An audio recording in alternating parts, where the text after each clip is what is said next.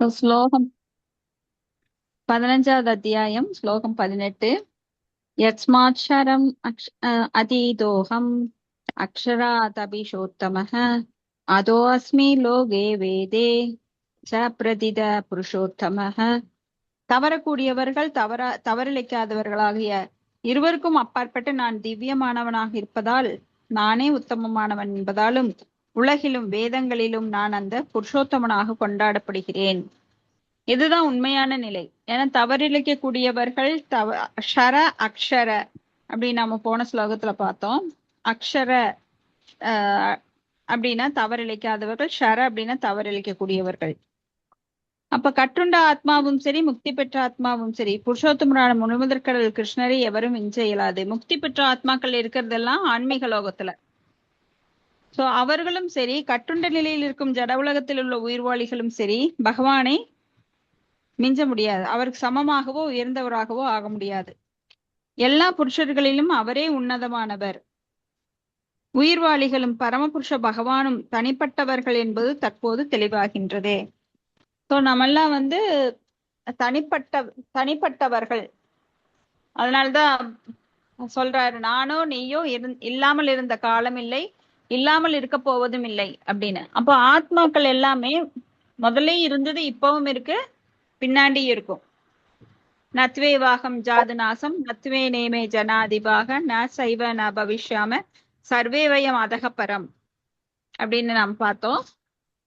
So நம்மள தனிப்பட்டவர்கள், எங்கேயும் போய் ஜாயிண்ட் ஆக முடியாது, பகவான் கூட போய் ஒன்னாயிர முடியாது. அல்லது நாம் இறந்த உடனே மண்ணோட மண்ணா போயிட்டு அவ்வளவுதான், இனி வாழ்க்கையே இல்ல, ஆத்மாங்கிறதெல்லாம் கிடையாதுங்க, எப்படி வேணா வாழலாம் அப்படின்னு தத்துவம் பேசுவாங்க. அதெல்லாம் கற்பனை தத்துவம். அதெல்லாம் மென்டல் ஸ்பெகுலேட் பண்ணிட்டு அவங்களாம் இது பண்ணிக்கிறது.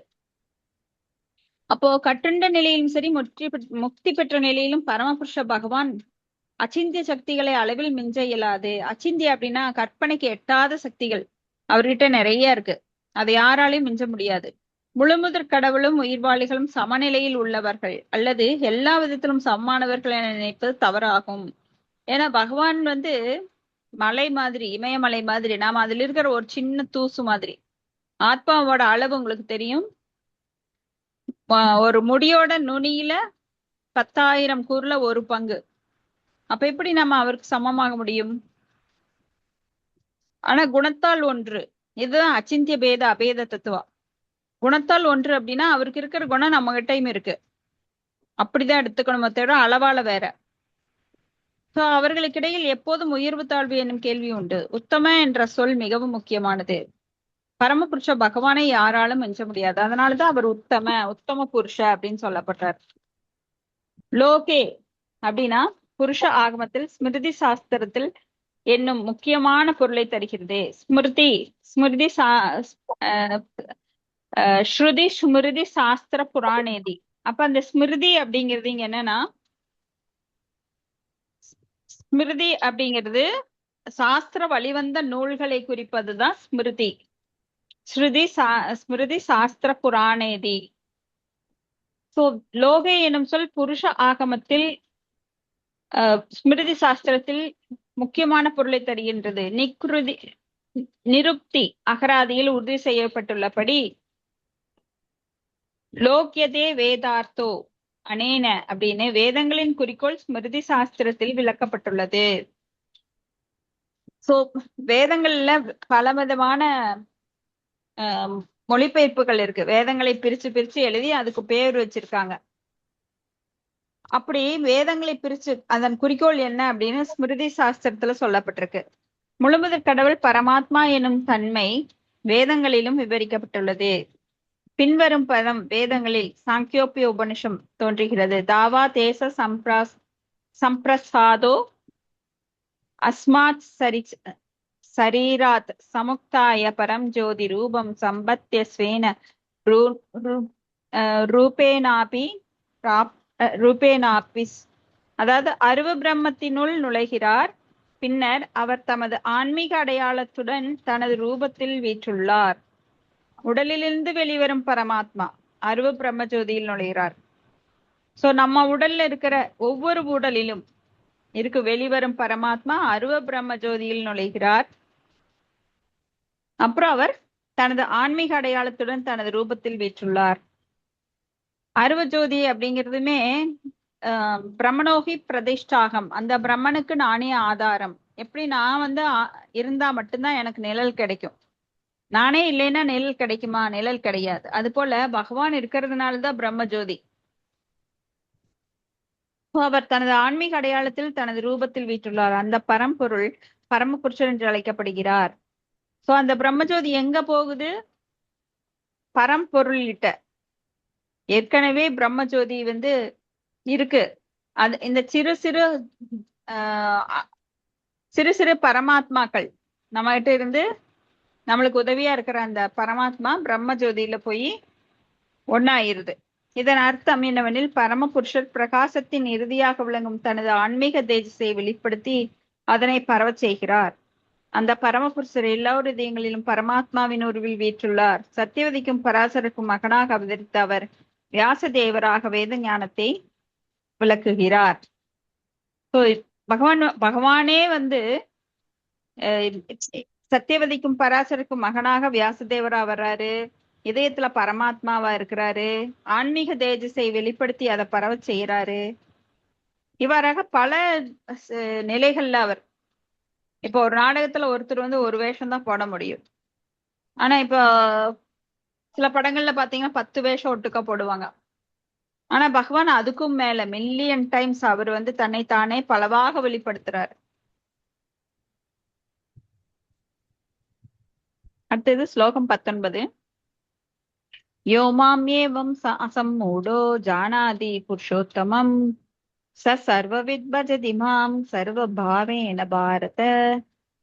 எவன் ஒருவன் என்னை பரமபுருஷ பகவானாக ஐயமின்றி அறிகின்றானோ அவன் எல்லாவற்றையும் அறிந்தவன் ஆவான்.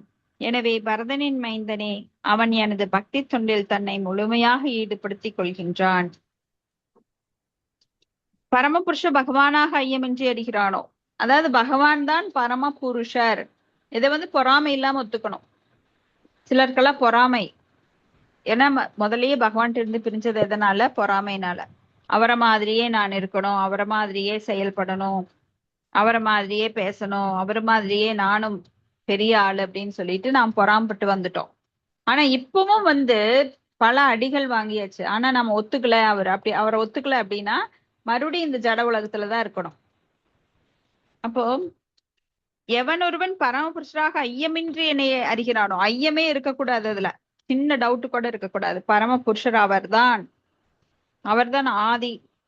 ஆதி மூலம், எல்லா காரணங்களுக்கும் காரணம் என்பதை அறிந்து ஓப்பன் ஹார்ட்டடா, இதெல்லாம் மறைமுகமா ஒத்துக்கிறது இல்ல, எப்பவுமே பொறாமை இல்லாம, சிறு பொறாமை இல்லாம, அவர்தான் என் எஜமானர், அவர்தான் எல்லாருக்கும் எஜமானர், அவர்தான் எல்லாத்துக்கும் கண்ட்ரோலர், யோகினாம் அபிசர்வேசாம், யோகிகளில் மிக உயர்ந்த யோகி அவர், அவரால் எல்லா குணங்களும் நற்குணங்களும் உடையவர் அப்படின்னு யார் பொறாமை இல்லாம ஏத்துக்கிறாங்களோ அப்பதான் அவன் என்னை அறிந்தவன் ஆகின்றான். எனவே பரதனின் மைந்தனை, அவன் எனது பக்தி தொண்டில் தன்னை முழுமையாக ஈடுபடுத்திக் கொள்கிறான். இப்படி புரிஞ்சுது அப்படின்னா யாராலையும் பகவானுக்கு வணக்கம் செலுத்தாமலையோ மரியாதை செலுத்தாமலையோ நம்ம கிட்ட இருக்கிற பொருளை அவருக்கு அர்ப்பணிக்காமலோ எதுவுமே இருக்க முடியாது. ஆனா இப்பெல்லாம் நாம பாதிதான் செய்யறோம் அப்படின்னா இன்னும் நான் ஒத்துக்கலேன்னு அர்த்தம். யார் ஒருவர் பகவானை அனைத்துமாக முழுமையா தெரிஞ்சிருக்கிறாங்களோ கண்டிப்பா அவங்க வந்து எப்பவும் பகவானை நினைச்சிட்டே இருப்பாங்க. ஸ்ரீமதி ராதாராணி மாதிரி, கோபியர்கள் மாதிரி, சிவபெருமான் மாதிரி. சிவபெருமான் யார்? வைஷ்ணவானாம் யதா சம்போ, வைஷ்ணவர்களே மிக உயர்ந்த வைஷ்ணவர். ஏன்னா எப்பவும் பகவானை பற்றி அவர் எப்பொழுதும் போற்றி புகழ்ந்து பாடிக்கொண்டே இருக்கிறார். சோ பொருளுரை: உயிர்வாளிகள் மற்றும் பரமபூர்ண உண்மையின் ஸ்வரூப நிலையை பற்றி பற்பல தத்துவ கற்பனைகள் இருக்கின்றன. தற்போது இப்பதத்தில் பகவான் கிருஷ்ணரே புருஷோத்தமர் என்பதை அறிபவன், எல்லாவற்றையும் அறிபவன் என தெளிவாக முழுவதற் கடவுளே விளக்குகின்றார். என யாரை அறிந்தால் நாம் எல்லாவற்றையும் அறிவோமோ அந்த பகவானை அறிவது ரொம்ப முக்கியம். பகவான் தான் எல்லாத்துக்கும் ஆதி காரணம். அவரை அறிந்தால் நாம் மற்ற எல்லாத்தையும் அறிஞ்சுக்கலாம்.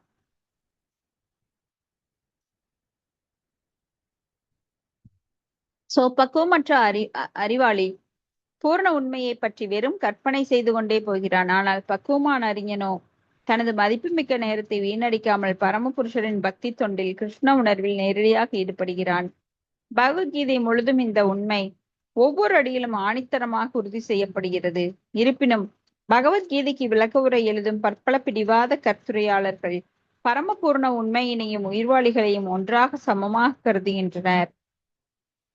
உயிர்வாளிக்கும் பகவானுக்கும் ஏணி வச்சாலே எட்டாதுங்க. என்னமோ ஏணி வச்சாலும் எட்டாதுமாங்களா? இங்கெல்லாம் ஏணி கிடையாது. நாம வானத்தை தொட்டா கூட எட்டாது. நாமளும் பகவானும் சமமாகவே மாட்டோம். ஆனா நிறைய பேர் இப்படி கருத்துரை சொல்றாங்க பகவத்கீதைக்கு.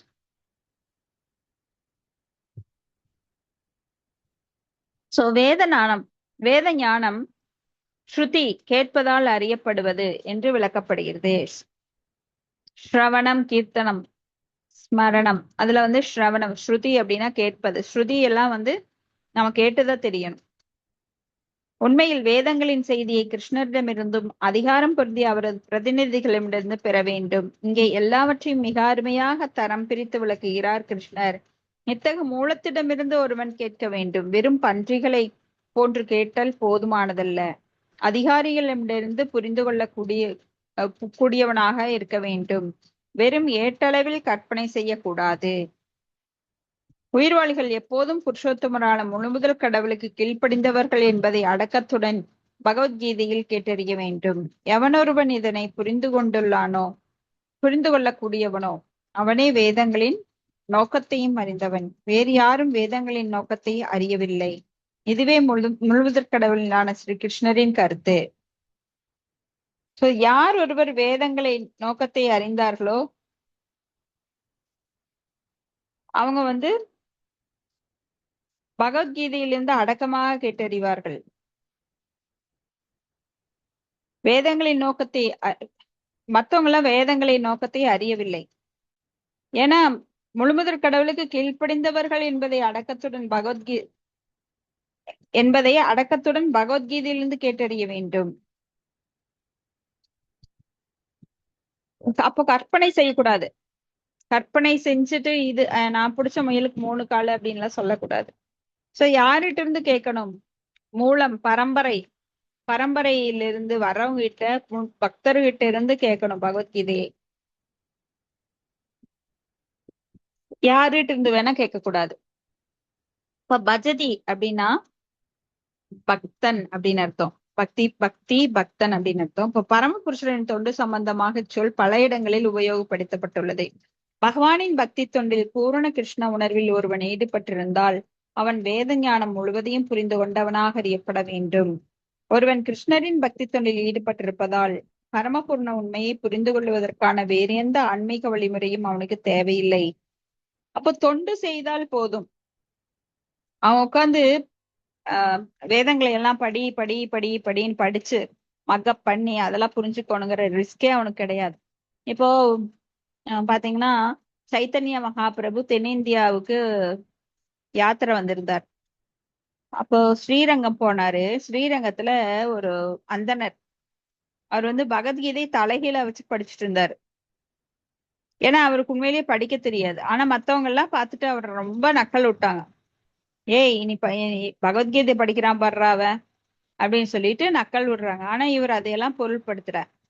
சைத்தன்ய மகாபிரபு அங்க வருகை செஞ்சிருக்காரு. அப்போ வருகையில அவரை பாக்குறார். கண்கள்ல இருந்து தண்ணீர் போகுது.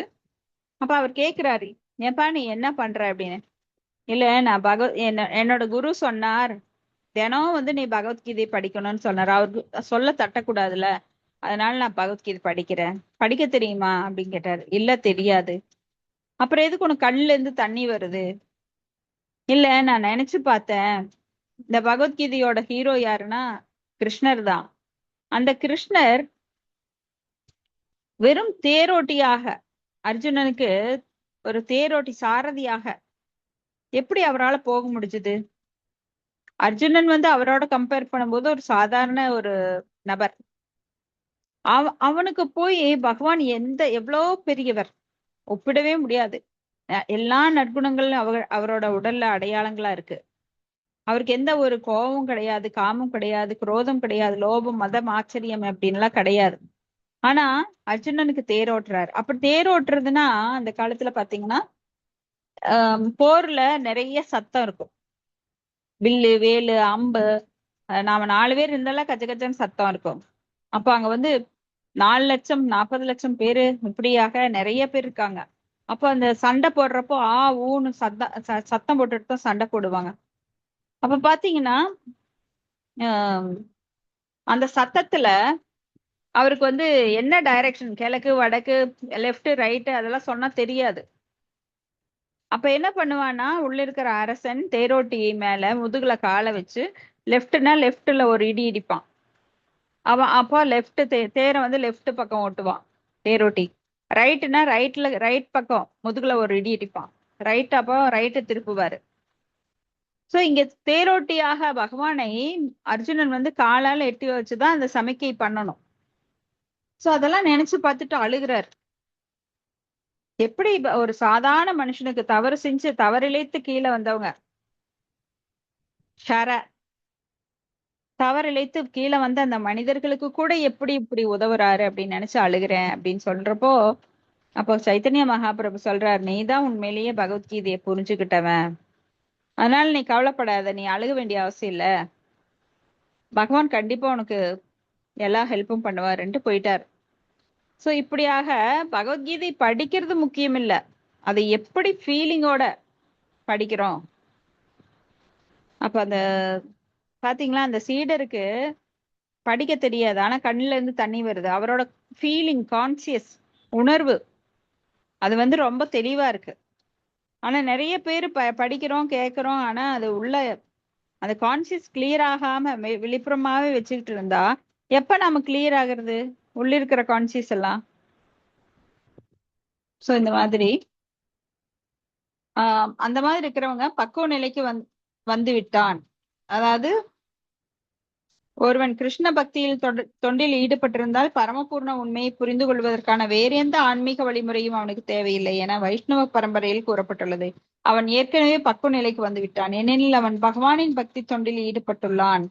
அறிவின் ஆரம்ப வழிமுறைகள் அனைத்தையும் அவன் கடந்து விட்டான். ஆனால் யாரேனும் பல்லாயிரக்கணக்கான பிறவிகளில் கற்பனை செய்த பின்னும் கிருஷ்ணரே முழுமுதற் கடவுள், நாம் அவரிடம் சரணடைய வேண்டும் என்னும் கருத்தினை புரிந்து கொள்வானாயின் பற்பல வருடங்களாக பிறவிகளாக அவன் செய்த கற்பனை விசாரணங்கள் அனைத்தும் உபயோகமற்ற கால விரயமே.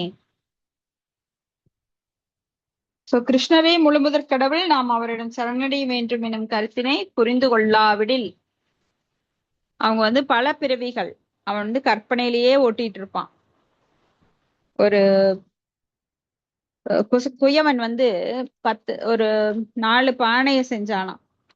அவனை ஒரு பானை செஞ்சுக்கிட்டு காலுக்கடியில வச்சுக்கிட்டு நல்லா தூங்குறான். அவன் வந்து கற்பனை பண்ணிட்டே படுத்திருக்கிறான், இந்த ஒரு பானையை வித்து நாளைக்கு 2 பானை செய்ய போறேன், 2 பானையை வித்து 4 பானை வாங்க போறேன், 4 வித்து 8 வாங்க போறேன், 8 வித்து 12 அப்படின்னு அவன் மனக்கற்பனை பண்ணிட்டே படுத்துட்டு இருக்கிறான். அப்போ ஒரு பயங்கரமான கனவு வருது, புலி வந்து கடிக்கிற மாதிரி காலை வந்து உதறான். உதறனோடனே அவன் காலுக்கடியில இருந்த பானை உருண்டு உடைஞ்சு போகுது. இப்படித்தான் கற்பனை அப்படிங்கிறது நிறைய பேருக்கு இப்படி பொய் கற்பனைகள்லாம் நிறைய இருக்கு. அடுத்தது ஸ்லோகம் 20. இதி குஹ்யத்தமம் சாஸ்திரம் இதமுத்தம் மயானக ஏதத் புத்வா புத்திமான் ஸ்யாத் கிருத கிருத்யச்ச பாரத. வேத சாஸ்திரங்கள் மிக மிக ரகசியமான பகுதி இதுவே. குஹ்யத்தமம், குஹ்யதரம். சோ இங்க வந்து குஹ்யதரம் அப்படின்னா குஹ்யதமம் மிக மிக ரகசியமான, குஹ்யத்தமம் குஹ்யதரம் ரொம்ப ரொம்ப ரகசியமான பகுதி. வேத சாஸ்திரங்கள் மிக மிக ரகசியமான பகுதி இதுவே. பாவமற்றமே தற்போது என்னால் இது வெளிப்படுத்தப்பட்டுள்ளது. இதை புரிந்து கொள்பவன் அறிஞனாவான், அவனது முயற்சிகள் பக்குவத்தை அடையும். சோ பகவான் வந்து இங்க எல்லா ரகசியத்தையும் பகவத்கீதையில வெளிப்படுத்துறார். இதை புரிந்து கொண்டவன் அறிஞன், இல்லைன்னா அவன் பக்குவம் அடையாதவன். இப்போ பகவத்கீதையை புரிந்து கொள்ள பக்தர்களோட துணை வேணும். அடுத்தது பொருளுரையில சில பிரபாதன் என்ன சொல்றாருன்னா, இதுவே எல்லா சாஸ்திரங்களின் சாரம் என பகவான் இங்கே தெளிவாக கூறுகிறார். பகவத்கீதை எல்லா சாஸ்திரங்களோட சாரம். எல்லா சாஸ்திரத்திலிருந்து புழிஞ்செடுக்கப்பட்டதுதான் பகவத்கீதை. முழுமுதற் கடவுளால் கொடுக்கப்பட்டுள்ள இதனை உள்ளது உள்ளபடி ஒருவன் புரிந்து கொள்ள வேண்டும். இவ்வாறு அவன் திவ்ய ஞானத்தில் அறிவுடையவனாகவும் பரமபுருஷன் இவ்வாறு அவன் திவ்ய ஞானத்தில் அறிவுடையவனாகவும் பக்குவமானவனாகவும் ஆகின்றான். வேறு விதமாக கூறினால், பரமபுருஷ பகவானின் இந்த தத்துவத்தை புரிந்து கொண்டு அவரது திவ்யமான தொண்டில் ஈடுபடுவதால் ஒருவருக்கு ஒருவரும் ஜட இயற்கை குணங்களின் எல்லா ஆதிக்கத்திலிருந்தும் விடுதலை பெற முடியும். ஆன்மீகத்தை புரிந்து கொள்வதற்கான வழிமுறை பக்தி தொண்டே ஆகும். எங்கெல்லாம் பக்தி தொண்டு இருக்கிறதோ அங்கே அதனுடன் ஜடக்கலங்கங்கள் இருக்க முடியாது. பகவானுக்கான பக்தி தொண்டும் சாட்சாத் பகவானும் ஒன்றே. ஏனெனில் இரண்டும் ஆன்மீகமானவை. பக்தி தொண்டு முழுமுதற் கடவுளின் அந்தரங்க சக்தியில் நடைபெறுகிறது. பகவானை சூரியனுக்கும் அறியாமை இருளுக்கும் ஒப்பிடுகின்றனர். எனவே சூரியன் எங்கிருக்கிறதோ அங்கே இருளை பற்றிய கேள்விக்கு இடமே இல்லை. எனவே அங்கீகரிக்கப்பட்ட ஆன்மீக குருவின் சரியான வழிகாட்டுதலின் கீழ் எங்கெல்லாம் பக்தி தொண்டு ஆற்றப்படுகின்றதோ அங்கு அறியாமை என்ற கேள்விக்கே இடமில்லை. சோ எங்கெல்லாம் பக்தி தொண்டு இருக்கிறதோ அங்க அறியாமை, இல்யூஷன் கிடையாது, மாயாவோட எனர்ஜி கிடையாது. பக்தி தொண்டு அப்படின்னாலே பகவானோட சம்பந்தப்பட்டது. அப்போ பகவானோட கண்ட்ரோல்ல தான் எல்லாருமே பக்தர்கள் வருவாங்க. அங்க மாயாவோட கண்ட்ரோல்ல அவங்க வர மாட்டாங்க. சோ இந்த கிருஷ்ண உணர்வினை ஒவ்வொருவரும் ஏற்று பக்தி தொண்டில் ஈடுபட்டு அறிவுடையவர்களாகவும் தூய்மையானவர்களாகவும் ஆக வேண்டும். கிருஷ்ணரை புரிந்து கொண்டு ஈடுபடும் இந்த நிலைக்கு வரவில்லை எனில் சாதாரண மனிதனின் மதிப்பில் ஒருவன் எவ்வளவு பெரிய அறிஞனாக இருந்தாலும் அவன் பக்குவமான அறிவாளி அல்ல.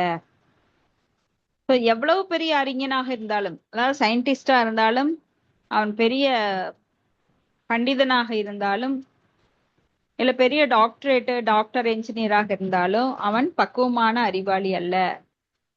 பக்தி தொண்டில் ஈடுபடும் நிலைக்கு வராத யாருகிட்ட எவ்வளவு கோடி இருந்தாலும் அது எந்த பிரயோஜனம் கிடையாது. அர்ஜுனனை குறிப்பதற்கான அனக என்னும் சொல் விசேஷமானது. எல்லா பாவ விளைவுகளிலிருந்தும் விடுபடாவிடில் கிருஷ்ணரை புரிந்து கொள்ளுவது கடினம். அனக பாவமற்றவனே என்பதன் பொருளாகும். ஒருவன் எல்லா கலங்கங்களிலிருந்தும் எல்லா பாவச் செயல்களிலிருந்தும் விடுபட வேண்டும். பின்னரே அவனால் புரிந்து கொள்ள முடியும். ஆனால் பக்தி தொண்டு தூய்மையும் சக்தியும் நிறைந்ததாக இருப்பதால் இதில் ஈடுபட்ட உடனேயே ஒருவன் தானாகவே பாவமற்ற நிலைக்கு வந்து விடுகிறான்.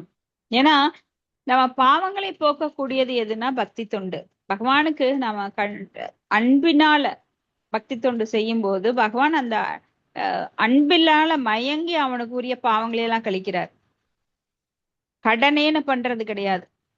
அதாவது இதை கொடுத்தா அது கிடைக்கும்ன்ற கர்ம காண்டியம் கிடையாது. பகவானது நாமத்தை நாம இப்ப 10 குற்றங்கள்ல அதுதான் சொல்லப்படுது. அதாவது பலன் கருதி நாமத்தை சொல்லக்கூடாது. எனக்கு இந்த நாமம் சொல்றதுனால பாவம் போகுது அப்படியெல்லாம் கிடையாது.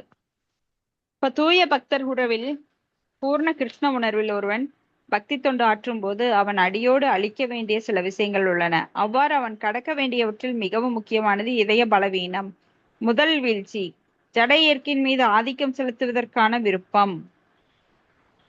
சோ கவனிக்க வேண்டியது என்னன்னா இதய பலவீனம். ஏன்னா அதுதான் முதல் வீழ்ச்சி. மனதை தூய்மையாக வைத்துக்கொண்டு மனதில் நல்ல எண்ணங்களை போட்டுட்டே இருக்கணும். அப்ப பகவத்கீதை, பாகவதம் இதெல்லாம் நல்ல எண்ணங்களை கொடுக்கக்கூடியது. ஜட இயற்கையின் மீது ஆதிக்கம் செலுத்துவதற்கான விருப்பம். அந்த விருப்பத்தினால் ஒருவன் பரமபுருஷனின் திவ்யமான அன்பு தொண்டினை கைவிட்டு விடுகின்றனர். இரண்டாவதாக இதய பலவீனம் என்னவெனில் ஜட இயற்கையின் மீது ஆதிக்கம் செலுத்துவதற்கான தன்மையை அவன் அதிகப்படுத்தும் பொழுது ஜடை பொருட்களின் மீதும் அதன் உரிமையின் மீதும் அவன் பற்றுதல் கொள்கின்றான். ஜட வாழ்வின் பிரச்சனைகளுக்கு காரணம் இதயத்தின் இந்த பலவீனமாகும். இந்த அத்தியாயத்தில் முதல் 5 பதங்கள் இந்த இதய பலவீனத்திலிருந்து ஒருவனை தன்னை விடுவித்துக் கொள்வதற்கான வழிமுறையை விளக்கின. மேலும் 6வது பந்தத்தின் இறுதி வரை அத்தியாயத்தின் மீதமுள்ள பதங்கள் புருஷோத்தம யோகத்தை விவாதிக்கின்றன. ஹரே கிருஷ்ணா. ஸ்ரீமத் பகவத்கீதையின் புருஷோத்தம யோகம் எனும் 15ஆம் அத்தியாயத்திற்கான பக்தி வேதாந்த பொருளுரைகள் இத்துடன் நிறைவு பெறுகின்றன. யாருக்காவது ஏதாவது கருத்துக்கள் இருக்குங்களா? இனி 16வது அத்தியாயம் தெய்வீக மற்றும் அசுர இயல்புகள். இது நாளைக்கு படிக்கலாம். இதுவரைக்கும் யாராவது கருத்துக்கள் இருக்குங்களா? டவுட் இருக்குங்களா மாதாஜி? பகவத்கீதாக்கு